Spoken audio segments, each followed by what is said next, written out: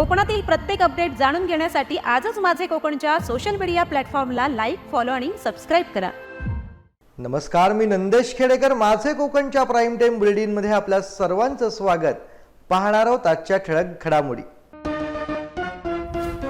बदलापूर घटनेच्या पार्श्वभूमीवर महाविकास आघाडीकडून ठिकठिकाणी राज्य सरकारचा करण्यात आला निषेध. काहींनी हाताला तर काहींनी तोंडाला काळी पट्टी लावून केला निषेध. कोकणात पावसाची जोरदार बॅटिंग. सिंधुदुर्ग, रत्नागिरी, रायगडला पावसानं झोडपले.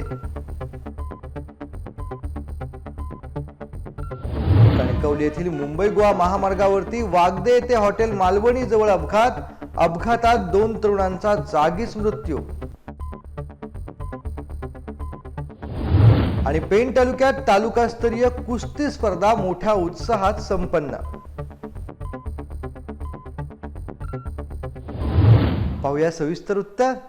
रत्नागिरी जिल्ह्यातल्या खेड तालुका आणि परिसरात आज सकाळपासूनच संततधार पाऊस सुरू झालाय.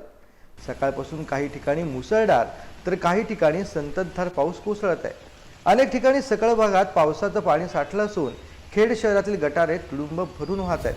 पुढील 3 तासात रायगड, रत्नागिरी येथे बहुतांश ठिकाणी मुसळधार पाऊस पडण्याची सध्या शक्यता वर्तवण्यात येते.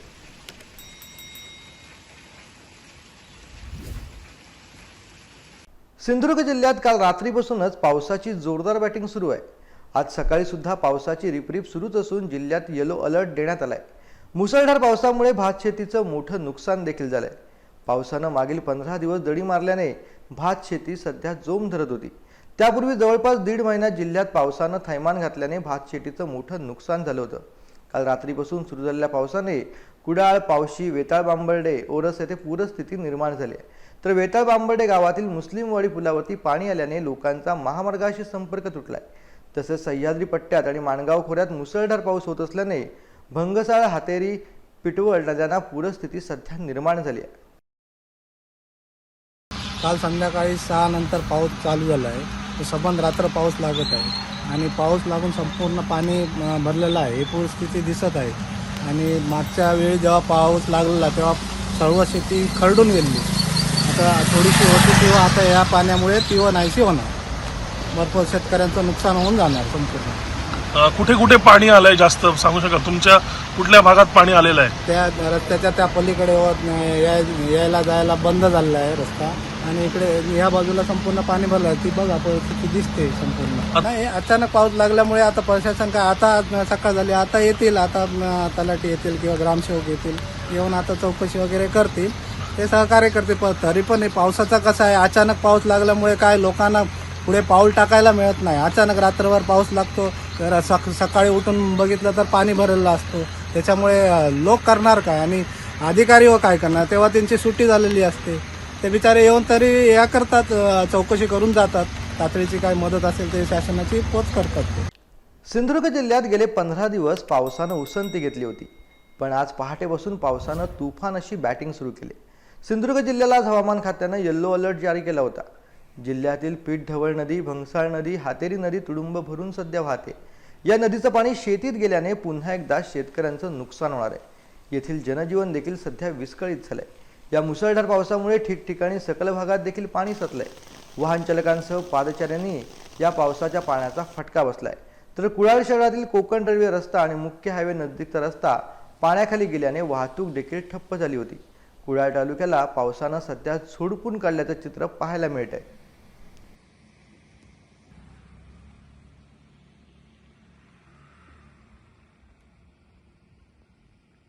रायगड जिल्ह्याला आज ऑरेंज अलर्ट देण्यात आलाय. त्यामुळे सकाळपासूनच जिल्ह्यात मुसळधार पावसाच्या सरी सध्या कोसळताना पाहायला मिळत आहेत. जिल्ह्यातील श्रीवर्धन, म्हसळा तालुक्यात ठिकठिकाणी पावसानं धुवाधार बॅटिंग करत अक्षरशः परिसराला झोडपून काढलंय. त्यामुळे छोट्या नदी नाल्यांच्या पाणी पातळीत पुन्हा एकदा पावसाच्या विश्रांतीनंतर वाढ झाली. भातशेती भागात देखील पाणी साचल्याचं पाहायला मिळतंय. जिल्ह्यातील महाड, माणगाव, रोहा, पोलादपूर, अलिबाग, मुरुड तालुक्यात पावसाची सकाळपासूनच संततधार सुरू आहे. देवगड तालुक्यातील किंजवडे डोबवाडी येथील अनंत धुमडे यांच्या घराची भिंत कोसळली. धुमडे यांच्या घराच्या भिंतीला भेगा गेल्या असून घराचं छप्पर कधीही कोसळू शकतं अशी स्थिती सध्या निर्माण झाली. मातीच्या भिंती आणि नळे कौलारूचं छप्पर असलेलं धुमडे यांचं घर सध्या जीर्ण झालंय. परिस्थिती देखील बेताची असल्याने आपल्याला घर मिळावे यासाठी ग्रामपंचायत दरबारी गेली 15 वर्ष धुमडे कुटुंबियाला संघर्ष करावा लागत आहे. ग्रामपंचायत दरबारी पत्रव्यवहार करून देखील केवळ आश्वासन मिळत असून धुमडे कुटुंबियांनी नाराजी व्यक्त केली आहे. लोकप्रतिनिधी आणि प्रशासनाने घराची पाहणी करून आम्हाला न्याय मिळवून द्यावा अशी मागणी आता धुमडे कुटुंबियांकडून सध्या होत आहे. आज माझ्या घराची नादुरुस्ती झालेली आहे. भिंती कोसळलेल्या असतात, मातीचा घर आहे व नळ्या असतात, वाशे विषय सगळे आमचे कंडम झालेले असतात, घर कोसळतील असतात. तेव्हा याची दखल आम्ही पंचायतीत कागदपत्र वगैरे दरवर्षी देतो, पण त्यांनी दखल घेतलेली नाही. आम्ही ग्रामपंचायतीमध्ये कागदपत्र वगैरे सर्व दिले. 15 वर्षात त्यांच्याकडे आम्ही झळकलो, पण त्यांनी काय दखल घेतलेली नाही. तरी शासनाने याची दखल घेऊन आम्हाला न्याय मिळवून द्यावा. अनंत भिलू धुमडे म्हणजे हे वडील यांच्या नावावर घर होतं. काही म्हणजे जवळजवळ 15 वर्ष सतत आम्ही या घराची मागणी करतो. ह्या मागणीनुसार अद्याप कोणीही या घराकडे येऊन बघितलं नाही किंवा या घराची चौकशी केली नाही. आता अशी जी घराची कंडिशन अशी आहे की जी आमची भिंत एक जवळजवळ भिंत ती 10-12 हाताची ती कोसळली. त्याच्यानंतर जे वाशे बिशे काही मोडकळीस आहेत आणि त्यात करून घरातली आता जे राहणारी माणसं आहेत ती भयभीत झालेली आहेत. हे कधी पण घर मोडून पडू शकतं, लोकांच्या अंगावर पडू शकतं. ह्याच्यात आता नुकसानी ही होणारच. हे दिसतंच आहे. जवळजवळ नळे कौलाचं घर जवळजवळ कौलं घसरत आहेत, त्यातलं पाणी गळत आहे, खाली टोप लावलेले आहेत. ही अशी परिस्थिती झाली असून विनंती अशी आहे की ती शासनाने किंवा ग्रामपंचायत बॉडीने येऊन त्याची दखल घ्यावी. जे घराचे आज जवळजवळ नादुरुस्ती म्हणजे ग्रामपंचायतीकडे सरपंच संतोष किंजवडे यांचं जवळजवळ 15 वर्ष स्वतः मी कागदपत्र सादर करून आत्तापर्यंत त्यांनी दखलही काय कसली घेतलेली नाही किंवा घर येऊन त्यांनी पाहणी केलेली नाही. कालच्या दिवशी एक भिंत कोसळली. भिंत कोसळल्याच्या नंतर मी त्यांना फोन केला, ग्रामसेवक आणि संतोष किंजवडेकर सरपंच यांना फोन केला. ह्यांनी अद्यापही काय झालं, कशासाठी फोन केला हे अजूनपर्यंत त्यांनी चौकशी केलेली नाही किंवा इथे ते बघायला आलेले नाही आहेत. माझी अशी कृपया विनंती आहे की त्या सरपंचांनी किंवा प्रशासनाने येऊन या घराची पाहणी करावी, त्याच्यानंतर याचा पुढचा निर्णय घ्यावा. अरबी समुद्रात दक्षिण वारा आणि वादळ सदृश्य वातावरणामुळे मासेमारी सध्या ठप्प झाली आहे. त्यामुळे कोकणातील सर्वात सुरक्षित समजल्या जाणाऱ्या देवगड बंदरात गुजरातसह तामिळनाडू राज्यातील शेकडो बोटी आता आश्रयासाठी दाखल झालेल्या आहेत. हवामान विभागानं वादळ सदृश्य वातावरणामुळे समुद्रात मच्छीमारीसाठी जाऊ नये असा इशारा देखील दिलाय. खोल समुद्रातील मासेमारीला 1 ऑगस्टपासून सुरुवात झाली. नारळी पौर्णिमेच्या मुहूर्तावरती समुद्रातील मच्छीमारीला खऱ्या अर्थानं सुरुवात केली. या दृष्टीने मासेमारी बंदर गजबजू लागली होती. मात्र अचानक दक्षिण वारा सुरू झाल्याने समुद्रात वादळ सदृश्य स्थिती निर्माण झाल्याने मच्छीमारांनी समुद्रात मच्छीमारीसाठी जाऊ नये असा इशारा देण्यात आलेला आहे. कणकवलीमधून एक सर्वात मोठी बातमी समोर येते. कणकवली येथील मुंबई गोवा महामार्गावरती वागदे येथील हॉटेल मालवणीजवळ पहाटे 2 ते 2:45 वाजण्याच्या सुमारास उभ्या असलेल्या कंटेनरला ॲक्टिवाची मागून धडक बसल्याने 2 तरुण जागीच ठार झाले. घटनेनंतर पोलिसांनी तात्काळ घटनास्थळी धाव घेतली. महामार्गावरती हॉटेल मालवणीजवळ कंटेनर महामार्गावरती उभा असताना कणकवलीहून ओरसच्या दिशेने जाणाऱ्या या ॲक्टिवा दुचाकीची धडक उभ्या असलेल्या कंटेनरला मागून बसल्याने या दुचाकीवरती असलेले दोन्ही तरुण जागीच ठार झाले. या अपघातात मृत झालेल्यांमध्ये कणकवली परबवाडी येथील संकेत नरेंद्र सावंत वय 24 व कणकवली विद्यानगर येथील साहिल संतोष भगत वय 23 यांचा समावेश आहे. अपघाताची माहिती मिळताच पोलीस निरीक्षक मारुती जगताप यांच्यासह पोलीस उपनिरीक्षक राजकुमार मुंडे, सहाय्यक पोलीस उपनिरीक्षक राजेंद्र नानचे, संतोष शिंदे यांनी अपघातस्थळी धाव घेऊन सहकार्य केले. सायबर जनजागृतीबाबत रत्नागिरी पोलिसांकडून सूचना करण्यात आल्या असून आर्थिक सायबर फसवणुकीपासून सावध राहा असं आवाहन देखील करण्यात आलंय. काही दिवसांपासून व्हॉट्सअप आणि इतर सोशल मीडिया प्लॅटफॉर्मवरती 7,000ची रक्कम 70,000 तर 8,000ची रक्कम 80,000 मध्ये रूपांतरित करण्यासाठी छोटी रक्कम गुंतवणूक तुमचे पैसे दुप्पट करण्याचं आश्वासन देऊन फसवे संदेश प्रसारित केले जात आहेत. अशा प्रकारच्या योजना ह्या तुमच्या कष्टाने कमावलेले पैसे प्राप्त करण्यासाठी सायबर गुन्हेगारांनी केलेले प्रयत्न आहेत. नुकतंच बदलापूर येथील शाळेत 2 लहान मुलींवरती झालेल्या अत्याचाराचे पडसाद संपूर्ण महाराष्ट्रभर उमटत असून आरोपीला कठोर शिक्षा व्हावी यासाठी सगळीकडे महाविकास आघाडीच्या वतीनं निषेध आंदोलन केलेलं आहे. यासाठी आज महाविकास आघाडी खोपोली यांच्या वतीनं जोरदार आंदोलन करून तोंडाला काळ्या फिती लावून मूक मोर्चा करण्यात आला. आरोपीला भर चौकात फाशी द्या अशी मागणी करून खोपोली पोलिसांना निवेदन देखील देण्यात आलंय. नुकतीच उरण येथील यशस्वी शिंदे यांची निर्गुण हत्या मंदिरात पुजाऱ्याने महिलेवरती बलात्कार करून केलेली हत्या, तसेच पुण्यातील घटना आणि आता बदलापूर येथील एका खाजगी शाळेतील 2 लहान मुलींवरती पाशवी लैंगिक अत्याचार करण्यात आले। या सर्व आरोपींवरती सरकारनं कठोर कारवाई करून त्यांना भरचौकात फाशी द्यावी, तर आत्ता सरकारने जाहीर केलेल्या लाडकी योजनेला 1500 रुपये देण्यापेक्षा त्या लाडक्या बहिणीला सुरक्षा द्या अशी मागणी देखील सध्या करण्यात येते। ह्या ज्या काही बदलापूरची जी घटना आहे, 2 चिमुकल्यावरती ज्या पद्धतीने मानवी जो अत्याचार त्या ठिकाणी केला गेला पाशवी पद्धतीने, आणि अशा ह्या घटनेचा जाहीर निषेध आम्ही या महाविकास आघाडीच्या वतीने करत असताना अगोदर देखील उरण या ठिकाणची जी घटना घडली त्या भगिनीला त्या ठिकाणी सामोरे जावं लागलं। त्याच्या अगोदर कल्याण शिलपाडा या ठिकाणची घटना असेल, काल परवा घडलेली पुणे या ठिकाणची घटना असेल, अनेक परवाच्या दिवशी आमच्या एक्सप्रेस हायवेला एक भगिनी आमची कामावरून घरी जात असताना तिला देखील त्या गोष्टीला सामोरं जावं लागलं। अनेक घटना या महाराष्ट्रामध्ये आमच्या ज्या भगिनींनी सांगितलं की आम्हाला लाडकी बहीण म्हणून जे काही जी योजना दिली गेली, आम्हाला 1500 रुपये देण्यापेक्षा आम्हाला तुम्ही सुरक्षा द्या, त्या पद्धतीने आमच्या भगिनींनी आत्ता जे आमचं वक्तव्य व्यक्त केलं, किंवा ह्या संपूर्ण घटनेला खऱ्या अर्थाने हे युती सरकार जबाबदार आहे। कारण तर शेवटी जबाबदारी ही शासनाची आहे, परंतु वारंवार घटना घडत असताना देखील गांभीर्याने हे सरकार घेत नाही। म्हणून ते असणारे गृहमंत्री फडणवीसांनी ताबडतोब या घटनेचा गांभीर्य लक्षात घेता राजीनामा दिला पाहिजे, आणि ज्या काही घटना आहेत, ते जे काही नराधाम आहेत, जे काही अत्याचारी आहेत, त्यांना फास्ट ट्रॅकवर त्यांचे खटले चालून त्यांना तत्काळ त्या ठिकाणी फाशी दिली पाहिजे। शासन निष्काळजीपणा करतं म्हणून तर हे सर्व महाराष्ट्रात घडायला लागलेलं आहे। शासनाने एक लाडकी बहीण योजना केली। अरे लाडकी बहीण कसली? तुम्ही गोळा पुसताय लोकांच्या तोंडाला, मतदानासाठी हे सगळं राजकारण करताय, पण गोरगरीब गाय गरिबांची तुम्ही हत्या करताय। गाय गरीब लोकांची शाळेत मुलं जातात, महिलांचं संरक्षण नाही, लहान मुलींचं संरक्षण नाही। कलकत्त्याला डॉक्टरचं काय झालं? फास्ट ट्रॅक तुम्ही का करत नाही? तुमच्या सत्तेसाठी तुम्ही पांघरून घालता आणि खोटं बोलता, लोकांची दिशाभूल करता। या सरकारचा निषेध चांगल्या ह्याच्यामध्ये करायला पाहिजे, सर्व लोकांनी अजूनही करायला पाहिजे। आणि मी तीव्र शब्दात या देवेंद्र फडणवीस हा गृहराज्यमंत्री आहे, यांनी ताबडतोब याला लाज वाटली पाहिजे आणि ताबडतोब राजीनामा दिला पाहिजे।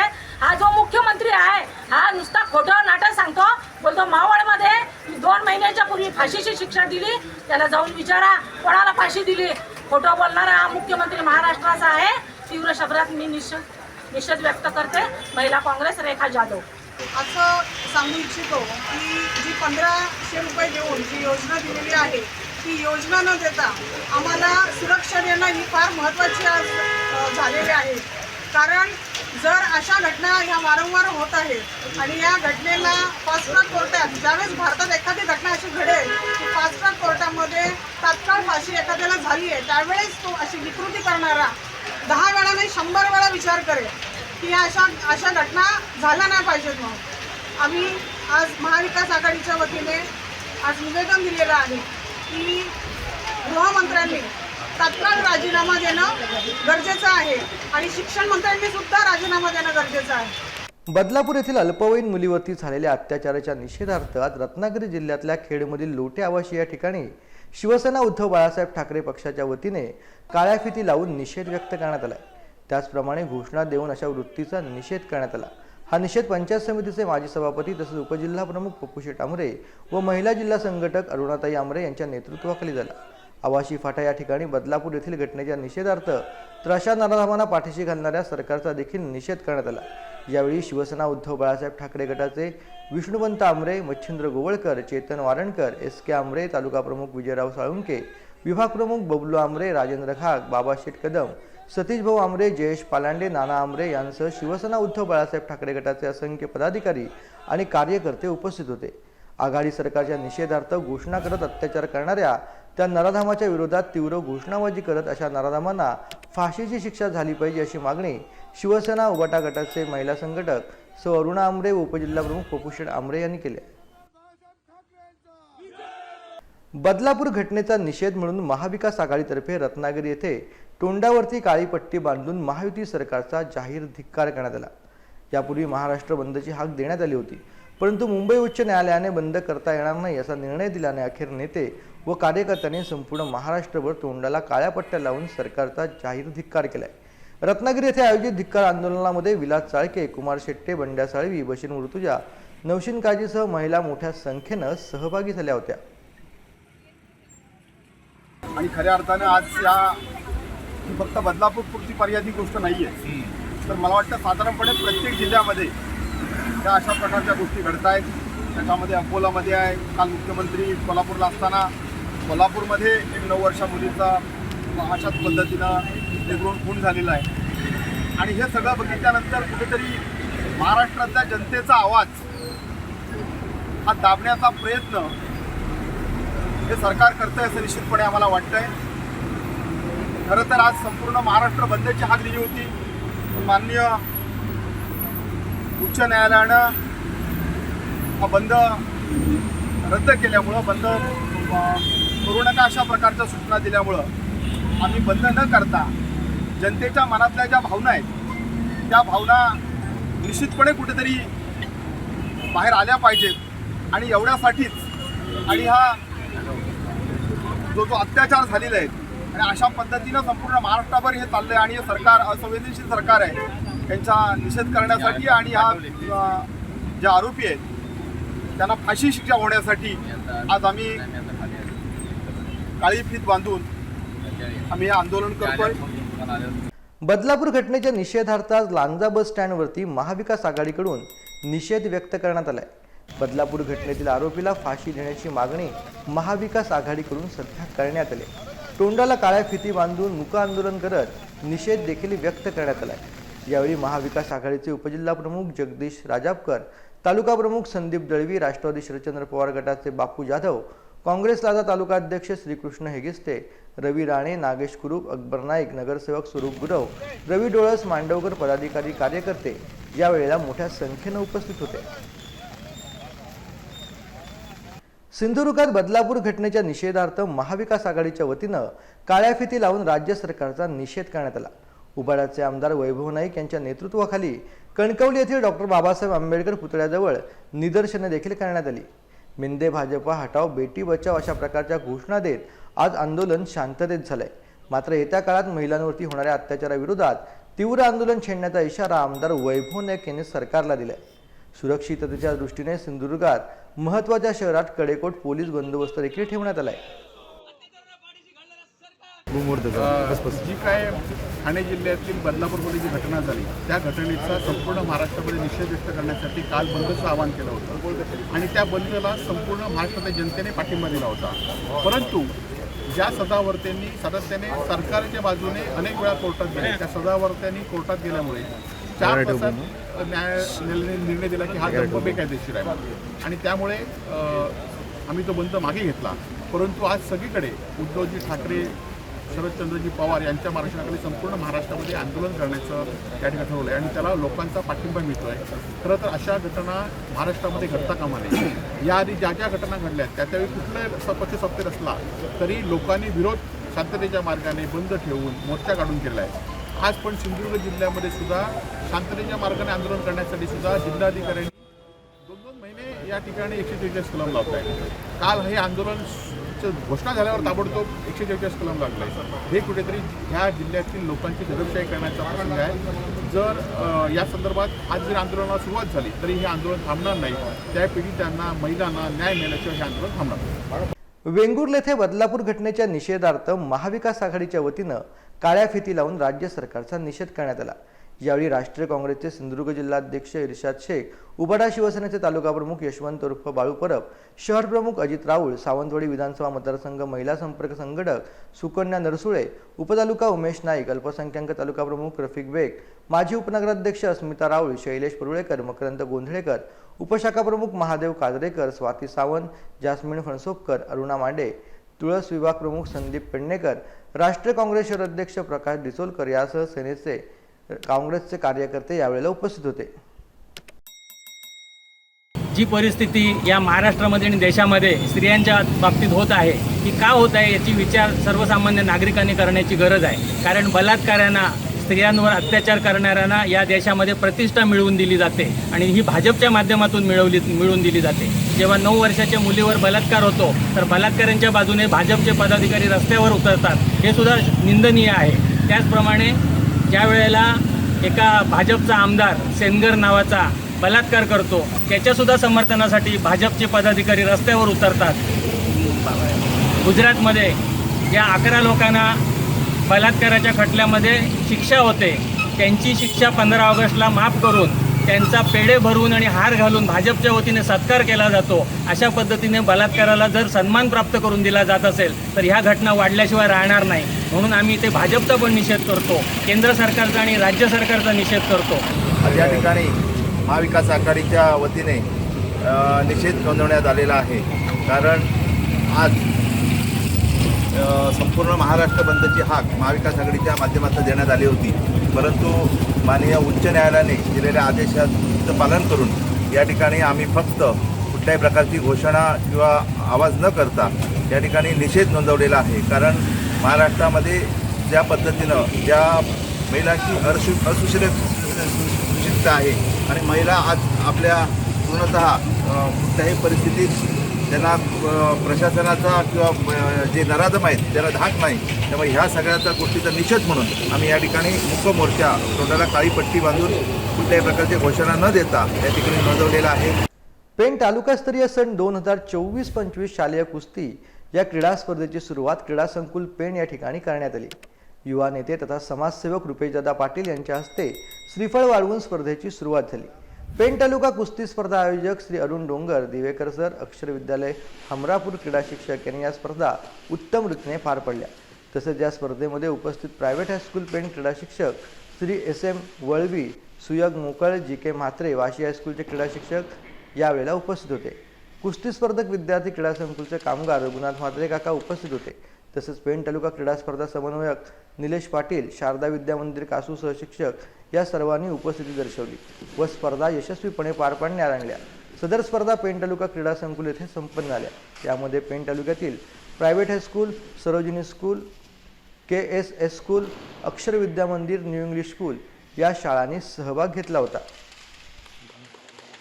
पेण नगर परिषद हद्दीतील विविध अनधिकृत कामाकडे लक्ष वेधण्यासाठी रवींद्रनाथ बाळू पाटील यांनी उपविभागीय कार्यालय पेण यांच्या कार्यालयासमोर एकदिवसीय लाक्षणिक उपोषण केलं. पेण नगरपालिका हद्दीमधील सागर सोसायटी येथे गटाराचं बांधकाम करण्यात आलेलं आहे. सदर बांधकाम करताना अंडरग्राऊंड केबल व पिण्याच्या पाण्याची जलवाहिनी गेलेली आहे. त्याचा विचार न करता केवळ अतिक्रमणाला अभय देण्याकरता गटाराचं कामकाज करण्यात आलं असं त्यांचं म्हणणं होतं. तसेच सागर सोसायटीतील अनेक रस्ते हे चिंचोळे झाले असून काही प्लॉट धारकांनी काही ठिकाणी अतिक्रमण केलेलं आहे. त्याचं मोजमाप होऊन ते काढण्यात यावे. तसेच पेण नगरपालिका व वडगाव हद्द यांच्यामधून एक शासकीय गवण गेलेली होती. बैलगाडी रस्ता सदर गवण गायब झाली असून महसूल विभागाशी संपर्क करून तिची मोजणी करून ती रहदारीसाठी खुली करण्यात यावी या मागण्यांकरता त्यांनी उपोषण केलं होतं. नगरपालिकेचे मुख्याधिकारी जीवन पाटील यांनी याबाबत लक्ष घालून कार्यवाही करण्याचं आश्वासन दिलं. तसेच नगर परिषदेचे अधिकारी गणेश ठाकूर, महेश वडके यांनी उपोषणस्थळी त्यांची भेट घेऊन त्यांच्या मागण्यांची पूर्तता करण्याचं लेखी आश्वासन दिल्यानंतर उपोषण तूर्तस्था स्थगित करण्यात आलं आहे.